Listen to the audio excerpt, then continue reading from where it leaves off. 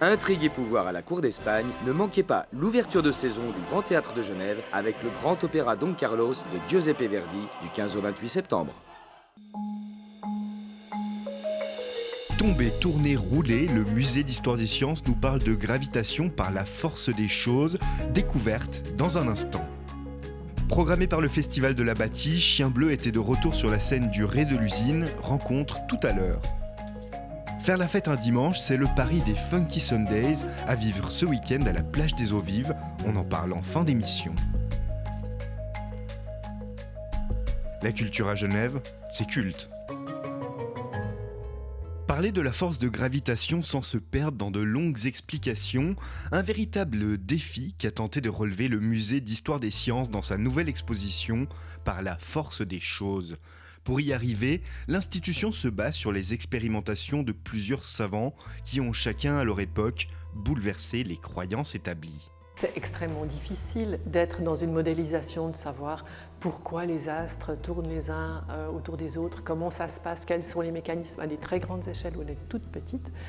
Alors que si on décompose différents paramètres en des gestes relativement simples, plutôt des gestes du quotidien, je dirais, c'est une façon de se les approprier. Et puis le côté ludique permet de garder, ne serait-ce que déjà, un excellent souvenir d'une expérience de science. L'épopée dans laquelle nous embarque le musée d'histoire des sciences débute par Aristote et une vision du monde bien différente de la nôtre. Un monde au-dessus de la Lune qui est parfait et où tout se passe bien, et un monde en dessous de la Lune où il y a énormément de déséquilibre. Et l'explication de la chute des corps, c'est que de ce déséquilibre naît une envie de rééquilibre et que les éléments légers montent et que les éléments plus pesants tombent, et ce qui explique pourquoi les choses tombent par terre. Ça, c'est l'explication de l'Antiquité.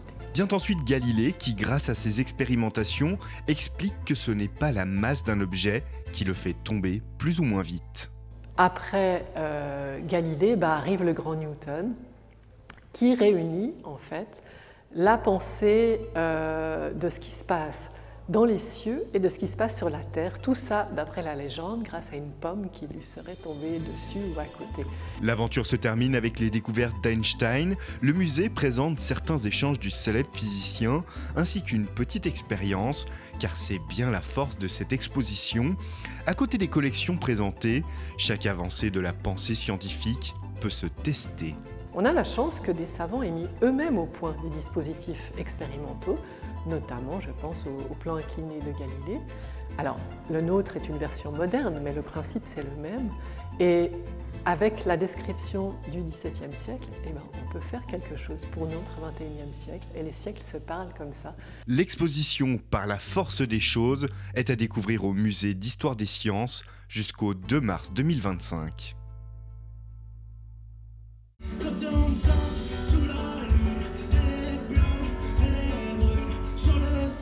Sur la scène du Ré de l'Usine, Chien Bleu, un artiste qui connaît bien ce lieu. Là, j'ai eu 30 ans.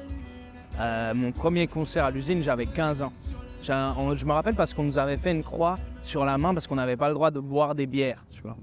À l'époque, chanteur du groupe de punk Sergent Papou, l'artiste débute sa carrière avec une crête sur la tête avant même d'avoir mué. Si la forme a changé, le fond reste le même. C'était un peu un style par défaut, c'était un style très fâché, très révolté. Et puis, à un moment donné, j'ai eu envie de faire quelque chose de plus personnel, de plus à moi aussi, tu vois, égoïstement. Et puis, c'est vrai que la chanson ou le rap, c'est un endroit où tu peux plus développer et plus prendre le temps, tu vois. Et je pense que j'avais envie de faire ça. Pour lancer cette nouvelle carrière, il faut se choisir un nom. Comme une évidence, c'est un personnage qui fait écho à ses souvenirs d'enfance qui émergent. Chien Bleu, en fait, ça vient d'un livre que ma maman me lisait quand j'étais petit. Et c'est un livre qui s'appelle Chien Bleu. C'est l'histoire d'un chien bleu qui sauve une petite fille de l'esprit de la forêt, voilà. Et puis voilà, j'aime bien ce nom parce que tu sais, il a quelque chose d'onirique et puis en même temps de très visuel. Tout le monde a son chien bleu, tu vois. Tu dis chien bleu, tout le monde voit le truc. On fait comme ça chez les Chien Bleu joue aussi de cet univers, la meute, le loup, une façon aussi de marquer l'attachement au travail collectif avec son beatmaker Loupa et tous ceux qui l'entourent. Plus le temps avance, tu cours après un trésor, tu cours après une quête, tu vois. Et en fait, des fois, ça fait du bien de remarquer juste le chemin que tu fais. Et le chemin, tu le fais avec tes frères, avec tes sœurs, tu vois. Et puis du coup, ouais, faire ça avec les gens que j'aime, c'est la plus grande récompense, tu vois. Et en fait, je rêve de réussir, tu vois, mais je veux réussir avec mes potes et que tout le monde mange. Et tu vois, on est vraiment une famille, donc ouais, c'est hyper important. Écrire, rapper, c'est aussi se livrer, débiter devant une foule ses sentiments, et il faut oser. D'instinct, et puis de manière générale, je suis quelqu'un d'assez pudique, tu vois, en termes avec mes sentiments, tout ça. Mais quand il s'agit de la musique, je remarque que ce qui me touche moi le plus, et du coup ce que j'ai envie de faire, c'est des choses assez impudiques, tu vois. Parce que parler de sa tristesse, parler de certaines choses que tu as vécues, j'en sais rien, ça peut être impudique. Et du coup, ouais, il y a toujours un petit peu, des fois j'ai un peu une crainte, mais de plus en plus j'ai l'impression que c'est vers ça que je me dirige, parce que moi ce que j'aime, c'est quand tu transmets une émotion et quand la personne elle est touchée, tu vois.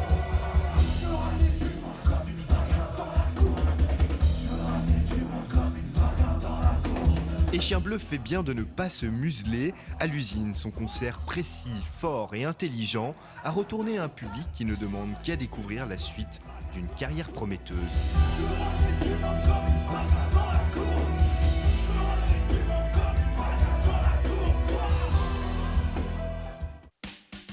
Le dimanche, jour de repos et d'inaction, pas pour eux. Une association propose ce week-end un mini-festival dominical à la plage des Eaux Vives. Son nom, Funky Sundays. Le but en fait c'est de vraiment proposer aux gens d'une ville comme Lausanne ou Genève ou des villes similaires en Suisse où il ne se passe pas grand chose le dimanche.